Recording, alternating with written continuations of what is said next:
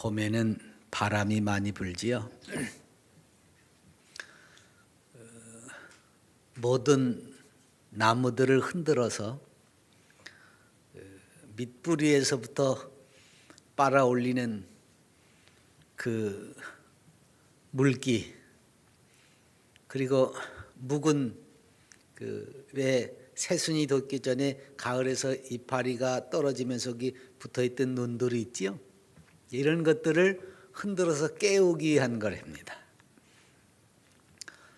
자연의 섭리 속에 이 세상을 섭리하시고 역사하시는 하나님의 손길이 봄바람 속에도 있다는 것을 우리가 기억할 때에 우리는 언제 어디에서나 하나님이 함께 하시는 역사를 경험할 수가 있습니다. 여기 서두에 그래서 서정주의 국화옆에서라고 하는 시를 적어봤습니다. 한 송이의 국화꽃을 피우기 위해 봄부터 서쪽새는 그렇게 울었나 보다. 한 송이의 국화꽃을 피우기 위해 천둥은 먹구름 속에서 또 그렇게 울었나 보다.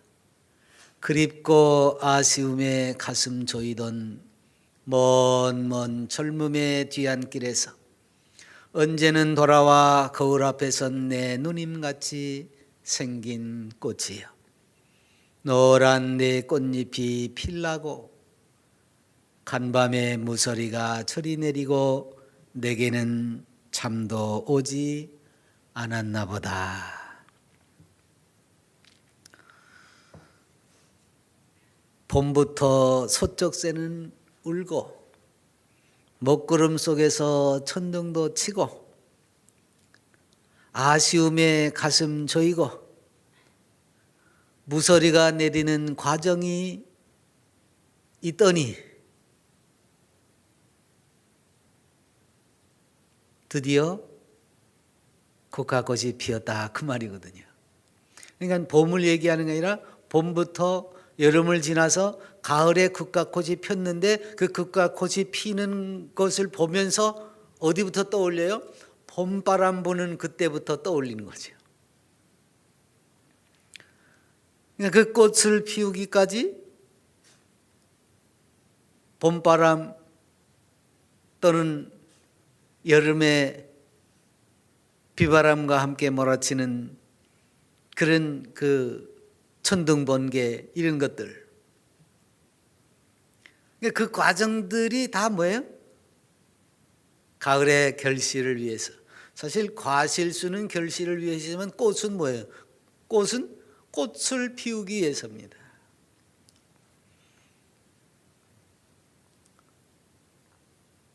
그러니까 어떤 결과를 얻기 위해서 겪어지는 과정이 봄서부터 그렇게 복잡했고 심란했고 어지러웠다 그 얘기거든요.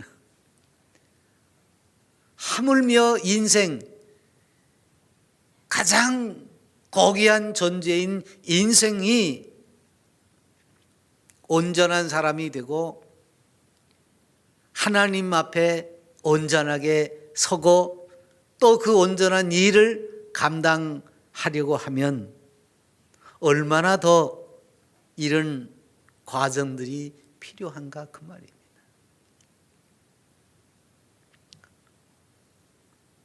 근데 이제 오늘날 보면 현대를 살아가는 사람들은 굉장히 모든 것을 단축시키고, 그래서 한국인의 별명이 오죽하면 빨리빨리 과정을 단축시키려고 그래요. 건너뛰려고 해요. 우리 그리스도인들에게도 이런 것들이 많아요. 신앙의 한 요소를 찾으라고 하면 그것이 인내거든요. 기다림이라는 말이에요.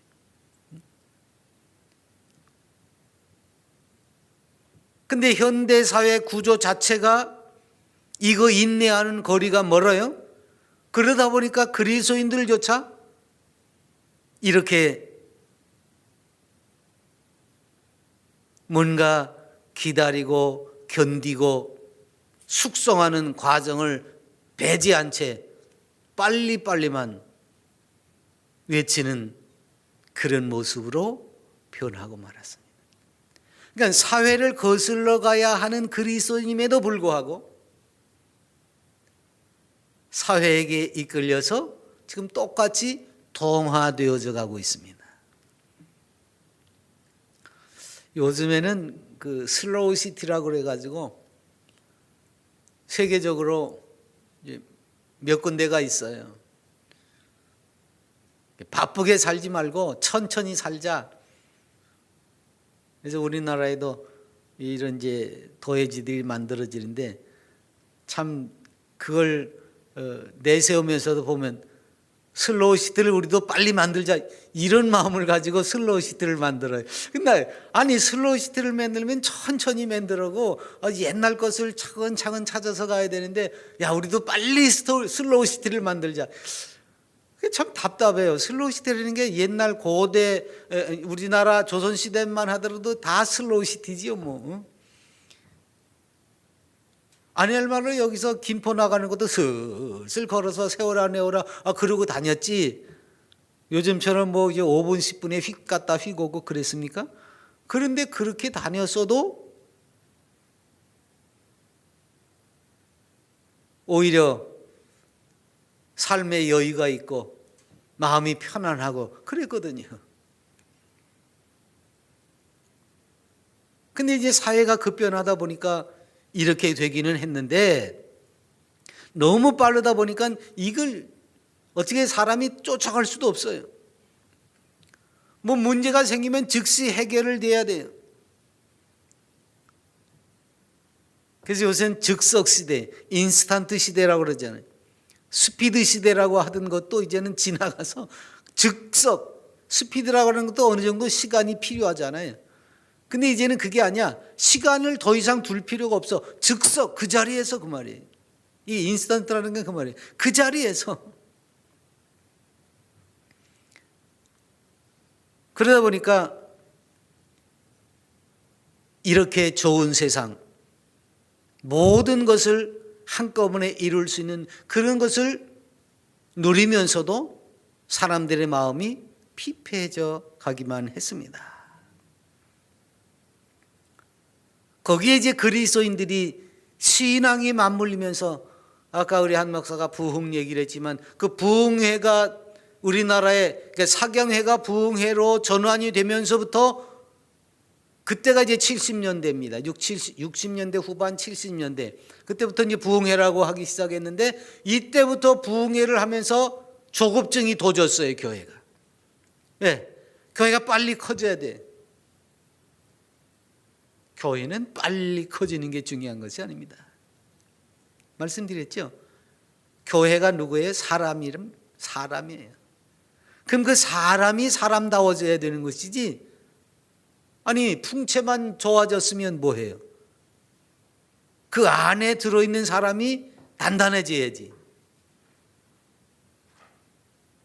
몸뚱아리는 커가지고 장정인데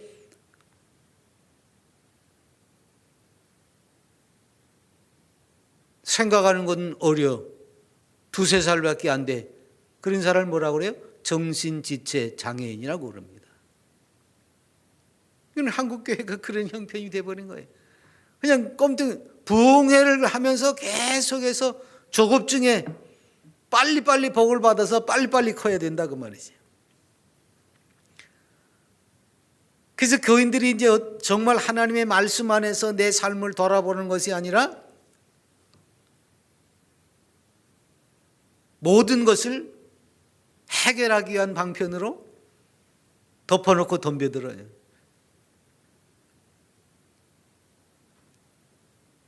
그래서 막 병 생기면 기도해달라고 쫓아다니고 기도하고서는 금방 일어서기를 바래요. 그래서 기적이 일어났다 그러면 쫓아다니고.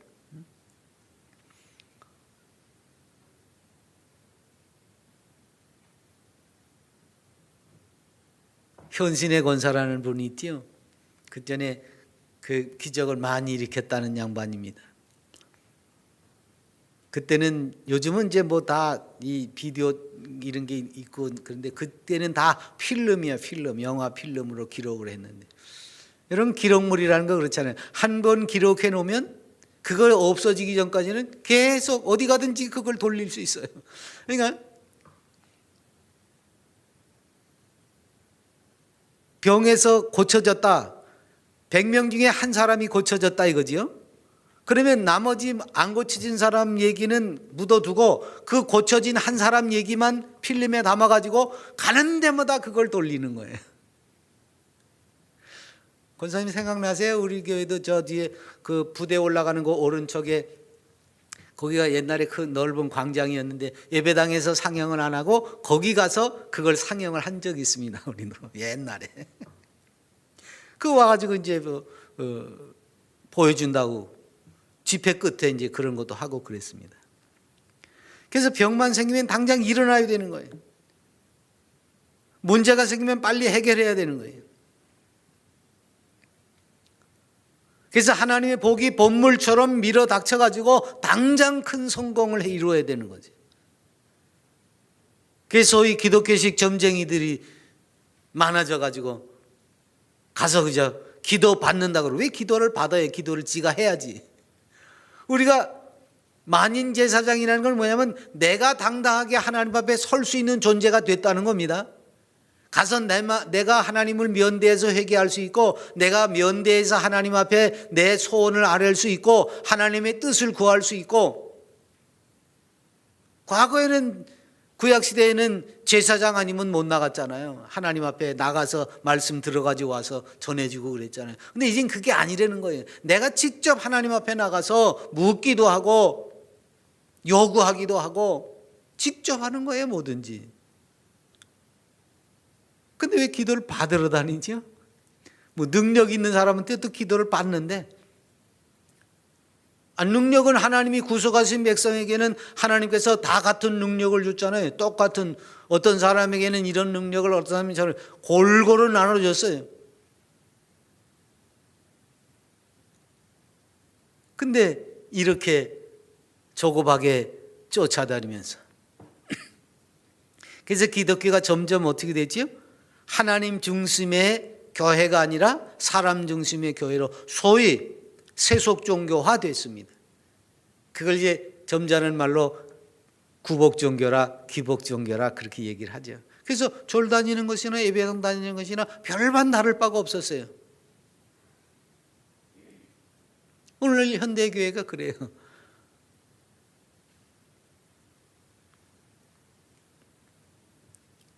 엊그저께 어느 교회 집사님이 그러더라고요. 우리 교회는 권사승이나 됐는데 이사 가야 된다고 그러더니 날짜 잡으러 간대요. 권사쯤 됐으면 그래도 신앙생활 오래 했잖아요. 그 왜 어떻게 권사를, 속된 말로 권사를 땄지요, 그 사람은. 하나님의 은혜와 사랑 가운데 권사의 직임을 부여받은 것이 아니라 세상 사람들 만났다나 권사를 땄어. 그러니까 그리스도인이 아니지. 이름은 권사지만. 그러니까 이사 가려니까 날 잡으러 다니는 거지. 그래서 어떻게 해서라도 뭔가를 빨리 성취하기 위해서 쫓아다니다 보니까 이런 경향이 벌어지게 되는 겁니다. 그래서 그냥 성공하려고, 빨리 출세하려고, 빨리 돈 벌려고, 교회도 빨리 어떻게 커보려고 그 쫓아다니는 거예요. 이런 것들은 바른 삶이 아닙니다. 그리스도인들이 여기에 휩쓸려서 쫓아다니는 거, 이건 올바른 신앙생활이라고 할 수가 없습니다. 성경은 그리스도인들에게 내게 주어진 삶이 예수 그리스도 안에서 살아있는 생명의 삶이라고 하는 것을 깨닫고 그 생명의 말씀 안에서 복된 결과가 이루어질 때까지 견디라고 말합니다. 다시 말하면 이 세상에서는요, 진정한 낙을 누리기가 어렵습니다. 그래서 우리에게 소망이 있는 거예요. 천국에서 누리는 그 영화로운 삶에 대한 소망이 있는 겁니다. 여러분, 여행이 처음 나갈 때는 재미있지만 나가보면 어떻습니까? 집이 그리워지죠? 언제 집에 가나? 처음 며칠은 아주 신나요. 새로운 거 보니까. 근데 지나가면 아이고 자는 것도 그렇고 먹는 것도 그렇고 언제 집에 가나 그럽니다. 바로 그거예요. 우리 그리스도인들의 삶은 천국을 그리면서 사모하면서 빨리 가기를 기다리는 삶이어야 됩니다. 여기서 마르고 닳도록 이것을 누리는 삶이 아닙니다. 그래서 나그네예요. 그러려면 어떻게 해야 돼요? 견뎌야지요. 그냥 끝낼 수 있습니까?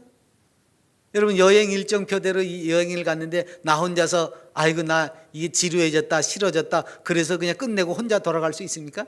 아니죠. 그래도 다른 사람과 어우러져서 기다리는 거예요. 언제까지? 돌아갈 때까지. 이거예요. 근데 그것을 안 하고 자기 맘대로 해버리는 거죠. 이 여행을 다니면 받는 그 스트레스가 굉장히 많아요. 그래서 툭탁거리기도 합니다. 제 맘대로 하면요 여행 길게 할 수도 없습니다. 같이 다닐 수도 없고요. 낯선 환경에서 놓여지면 거기서 받는 스트레스가 굉장하거든요. 저마다 다 속에서 이런 분풀이가 필요해요. 그럴 때 얼마나 잘 서로를 참아주고 위로하고 기다리냐가 중요하거든요. 이 세상살이가 그런 거예요. 그리스도인들의 삶이 그런 겁니다. 그래서 주님이 서로 격려하고 위로하고 도와주라고 그랬습니다. 거기에 가장 바탕이 되는 게 그래도 네가 나보다 낫다라고 하는 생각을 품고 그렇게 하라는 겁니다. 왜? 그렇게 품으면 할 수 있어요. 그래서 야고보 사도는 인내를 온전히 이루라. 이는 너희로 온전하고 고비하여 조금도 부족함이 없게 하려 함이라 그랬습니다. 우리말에 숙성이라는 말이 있습니다. 음식도요 잘 숙성이 돼야 맛있습니다. 숙성이 안 된 건 맛이 없어요.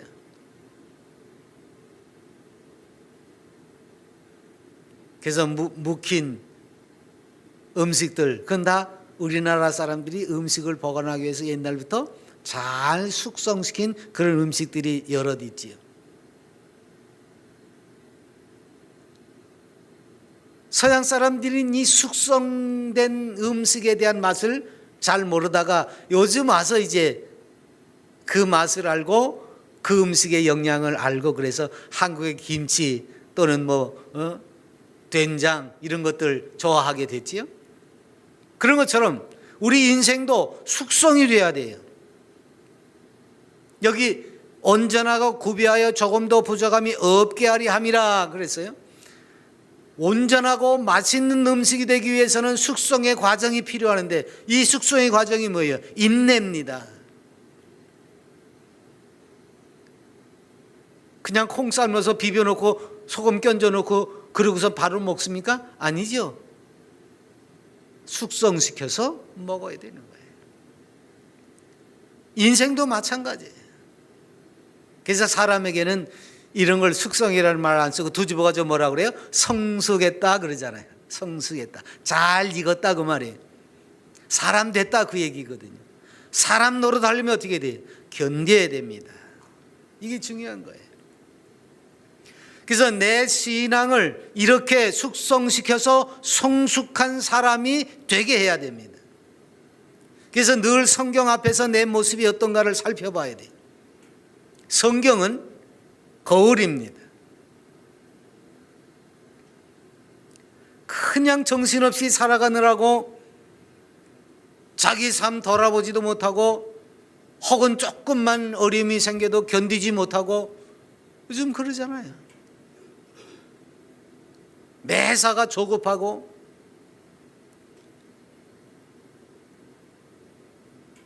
그러니까 친구들 또는 가정, 직장, 일반 사회 할 것 없이 다 서로 조급해요.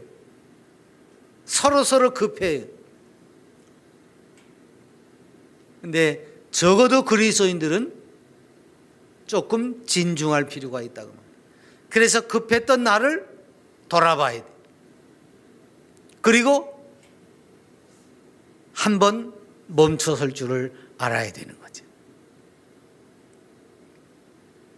그러지 않고서 신앙생활을 하니까 그 신앙이 영걸어 가지 않는 겁니다.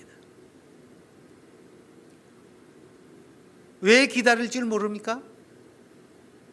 모든 것이 하나님의 역사와 섭리 속에서 이루어져 나가는 것이기 때문에 우리는 기다려야 됩니다. 근데 못 기다리는 거죠. 성경은 항상 때 그랬습니다.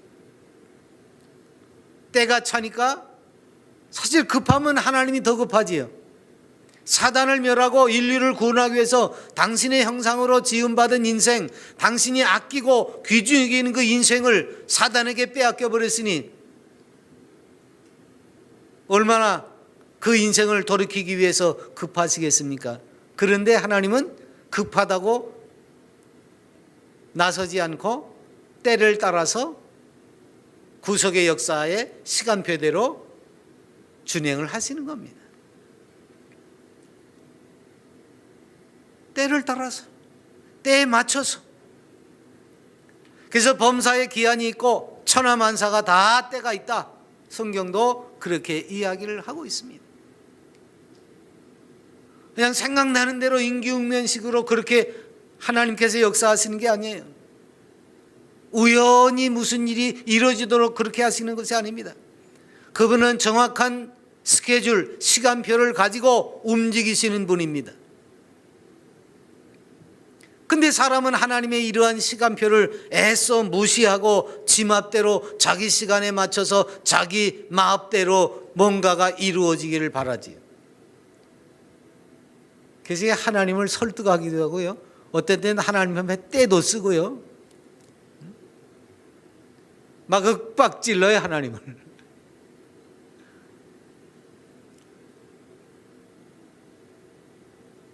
때로는 달래기도 하고요. 참, 이게 하나님 앞에 선 인생들이 아닙니다. 근데 오늘날 소위 부흥사들이 그렇게 가르쳤습니다. 막 때를 쓰라고. 뭐 소나무 뿌리를 뽑아올 정도로 매달리래지. 여러분, 아닌 건 아니에요. 그래서 막 하나님 앞에 때를 쓰고 협박하고 공갈하고,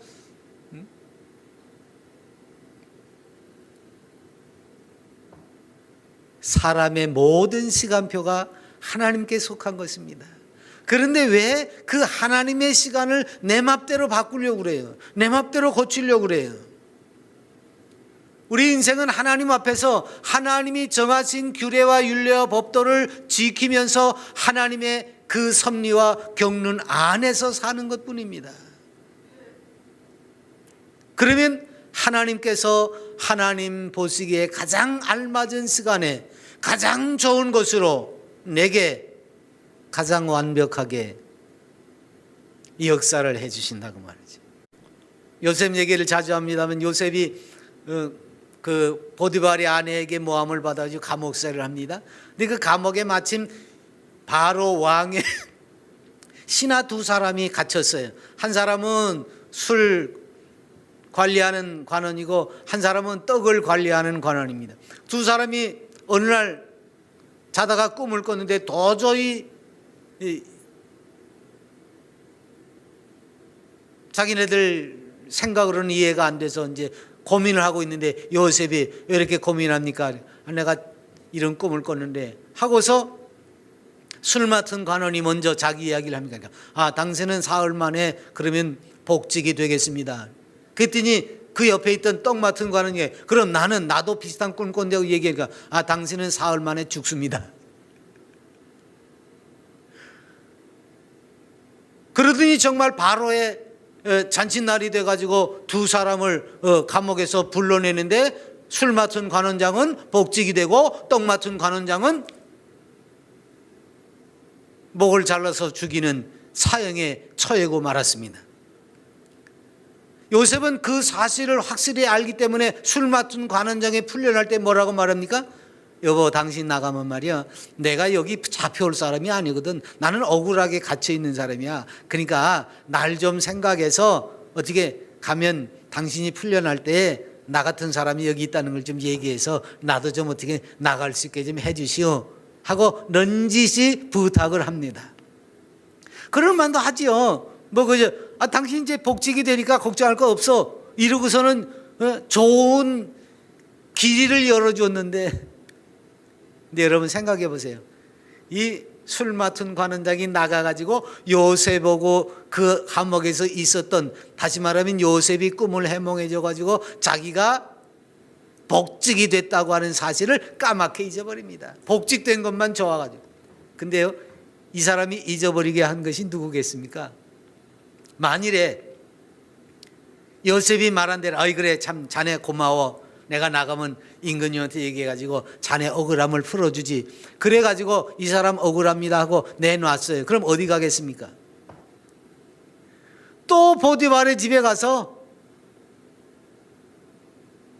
처음에는 가정총무로 집안을 전부 관리했지만 이제 옥살이 하고 왔으니까 그것까지는 모르겠어요. 또 시켜줄는지는 모르지만 그래도 뭐예요? 여전히 종살이 하는 겁니다. 그래서 술관원장이 요셉에 대한 이야기를 까맣게 잊어버리고 하지 않았습니다. 그리고 나중에 바로가 꿈을 꾸니까 그걸 해석할 사람이 애굽에는 없어요. 궁리하다 못해 그제서야 술관원장이 깨닫는 겁니다. 아, 내 꿈을 해석해 준 사람이 거기 있었지. 이 사람이 잊어버린 게 다행이에요. 그래서 그 사람보다 더 높은 바로의 꿈을 해석해 주고 나니까 바로가 너같이 하나님의 영이 함께하는 사람이 누가 있냐? 네가 내 모든 살림을 맡아라. 그래서 왕의 인장반지를 깨주고 애굽 전역을 다스리는 총리로 만들어준 거예요. 여러분, 그러니까 관원장이 풀려날 때는 아직 때가 아니야. 요셉은 인간적인 방법으로 저 사람 덕을 보면 좀 내가 나갈 수 있을까 그렇게 생각을 했겠지만 하나님은 아서라 아직은 아니다. 그래가지고 술관원장의 기억에서 요셉을 지워버리신 겁니다. 아직은 때가 아니다 그 말이에요. 여러분 생각해 보세요. 하나님의 시간 속에서 펼쳐진 요셉하고 자기의 시간 속에서 만일에 그 펼쳐진 계획대로 이루어졌다고 하면 어쩔 것 같아요? 기껏해야 종의 신분으로서 남아 있었겠지요. 그렇게 혼자 살다가 죽어버렸겠지요. 근데 하나님의 시간표대로 옥에서 좀 더 고생하다가 풀려나고 나니까 애굽에서 높은 자리를 차지하는 것은 물론이고 하나님의 백성들, 자기의 형제들을 데려다가 그 기근이 심해서 먹고 살기 힘든 그 시절에 자기 백성들을 보호하고 지키는 이런 큰 일을 감당하고 이스라엘 민족을 지켜내는 역사의 주인공이 됐다 그 말입니다. 그러니까 내 시간표대로 사는 게 중요한 게 아니에요. 내가 하나님의 시간표대로 살아서 하나님의 역사를 이루는 사람이 되느냐, 그게 중요하다고 말해요.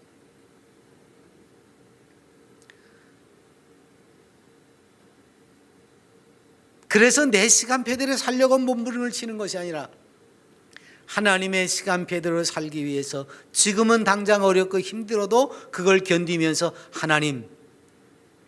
하나님이 이루시고자 하는 때가 언제입니까? 그걸 맞춰가려고 몸부림을 치는 겁니다.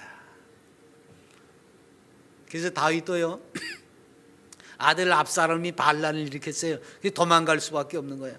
도망가는데 시므이라는 사람이 옛날에 베냐민 지파의 사람이고 이제 그래가지고 다윗이 왕된 것을 고가워하다가 이 도망가는 처지를 보니까 쫓아오면서 돌멩이를 던지면서 저주하고 욕을 하고 그럽니다. 다윗의 부하가 가만히 생각해보니까 진짜 저거 아무것도 아닌 게 임금님을 욕하거든. 그래서 임금님, 내가 쫓아가서 전 모가지를 땡강 잘라버릴까요? 그때 다윗이 아니다. 하나님이 저 사람한테 날 욕하라고 했으면 어떻게 그래? 다윗의 생각이 그거예요.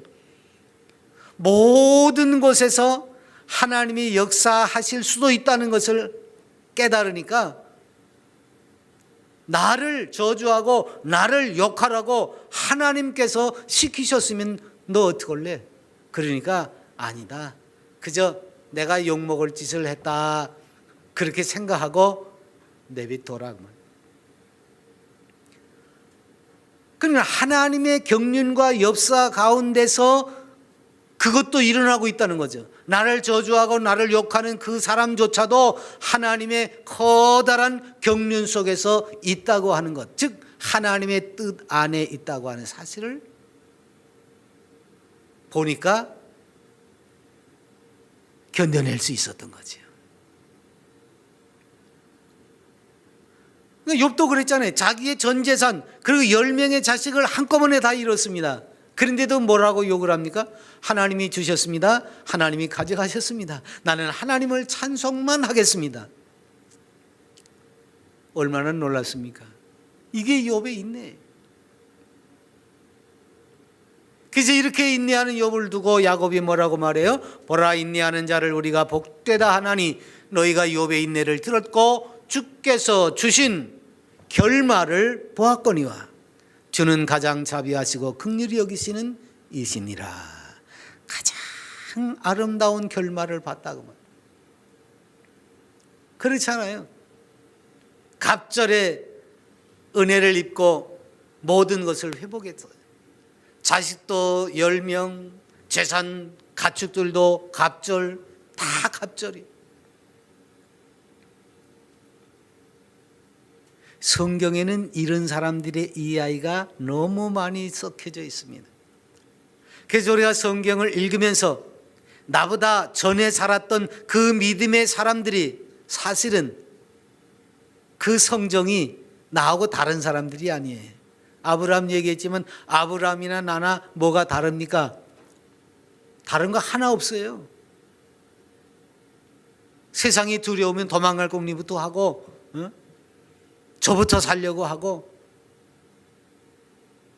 그 나하고 비슷한 성정을, 나하고 같은 성정을 가진 사람들이 다 어떻게 살았느냐? 오직 하나님만 바라하고 보고 인내하면서 살았다라고 하는 것을 우리는 성경을 통해서 발견하는 겁니다.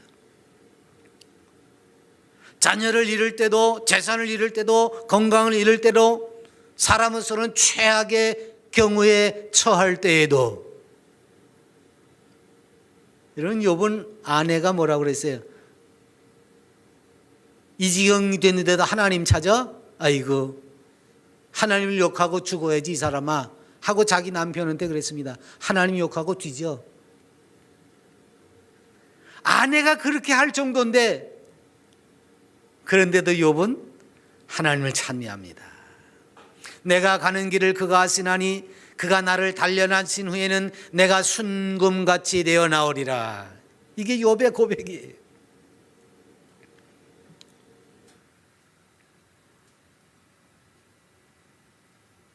오늘 말씀이 바로 그걸 이야기합니다. 신앙의 선조들이 오직 인내함으로 신앙생활을 했고 만왕의 왕이신 주님께서도 오래 참으심으로 하나님 보좌 옆에 앉으셨다고 말해요. 이게 3절에 그랬어요. 너희가 피곤하여 낙심하지 않기 위하여 죄인들이 이같이 자기에게 거역한 일을 참으신 일을 생각하라. 예수님이 죄인처럼 십자가 못 박혀 돌아가셨잖아요. 근데 예수님은 죄가 없는 분이에요. 오히려 예수님을 십자가에 못 박은 사람들이 누구예요? 죄인입니다. 그 죄인들이 자기를 거역하고 죄 없는 예수 그리스도를 십자가에 못 박는데도 주님이 뭐라고 그래요? 참습니다.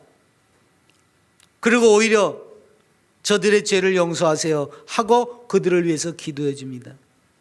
주님이 뭐 그저 한번 휘둘르면 바람에 날려가는 겨처럼 사라질 인생들입니다. 그게 죄인들이에요. 근데 주님이 그러지 않고 참으셨습니다. 왜? 주님의 대간 백성들, 하나님의 긍휼히 여기는 그 백성들을 구속하려면 반드시 그 죄값을 치불해야 되는데 죄된 인생으로서는 그걸 할 수가 없으니 하나님이신 독생하신 예수 그리스도께서 오셔서, 죄 없인 예수 그리스도께서 오셔서 죄인 대신 죽으셔야만 했어요. 그래서 죽으실 때까지 참으시는 거예요.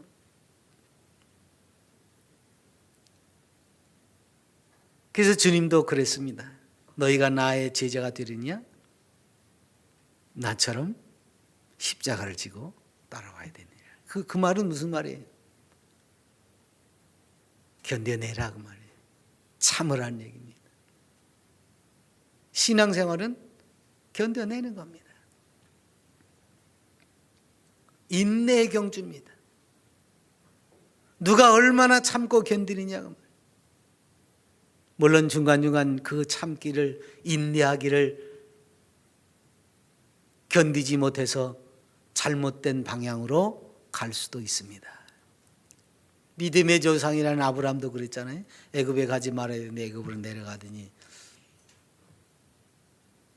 다른 사람들에게 해를 끼치는 일이로. 이삭도 그랬어요. 이삭도. 아니 죽으려면 지가 죽는 걸 어떻게 알아? 아직도 멀었는데 죽을 때가 됐으니까 맛있는 거 해오라고 그러잖아요. 그러더니 아들한테 속아 넘어가. 아니 하나님이 분명히 야곱을 대를 잇게 하고 그 믿음의 계보를 이어가게 하게 형이 동생을 섬기리라고 했는데 왜 형한테 모든 것을 주기 위해서 가서 사냥해 오래. 자기가 죽을 날도 아직 많이 남았는데. 인간적인 방법을 쓰니까 세상에서 이렇게 힘들어지는 겁니다. 야곱도 인간적인 방법을 쓰다 보니까 힘들어진 거죠. 하나님의 시간표, 하나님의 계획표를 따라가지 못하는 것이 인생이에요. 그런데 중요한 건 뭐예요? 견디다 못해 인생의 방법을 동원하긴 했지만 그 사람들에게 가장 중요한 특징은 뭐예요? 그걸 깨닫고 돌이켰다는 거예요. 깨닫고 돌이켰다. 회개하고 돌이키고 회개하고 돌이켰다. 그러니까 오늘 우리가 실수할 수 있어요. 내가 내 맘대로 하고 싶은 것을 가지고 덤벼들 수도 있습니다. 그러나 그럴 때 일이 꼬이고 어려움에 빠지게 되면 빨리 돌아서는 것이 중요하다고 말해요. 그러면 하나님께서는 그 과정을 통해서 더 아름다운 역사를 이루어 주시는 겁니다. 그래서 끝까지 견디는 자는 구원을 얻으리라. 이 끝까지 견딘다는 말도 뭐예요? 내가 실수해서 어려움을 겪든지 아니면 세상이 나를 시기하고 질투해서 어려움을 겪든지 우리는 이 세상이 나그네로 살아야 되는 인생이기 때문에 어려움을 겪는다고 말해요. 그런데 그것을 끝까지 견디면 하나님께서 최종적으로 구원을 허락하실 겁니다. 그러니까 우리는 온전히 기다리는 가운데 참 소망의 그 기쁨, 그 영생을 소유할 수 있습니다. 기다림 끝에 오는 것이지 기다림이 없이 오는 건 하나도 없습니다. 그래서 시련을 겪고 나올 때 순금으로 나왔다 그러듯이 우리는 하나님의 그 최고의 결작품이 되어서 하늘나라에 들어가게 될 것입니다. 모쪼록 신앙 안에서 우리가 오래 참음으로 욥처럼 요셉처럼 하나님께서 주시는 최고의 것을 한번 받아 누립시다.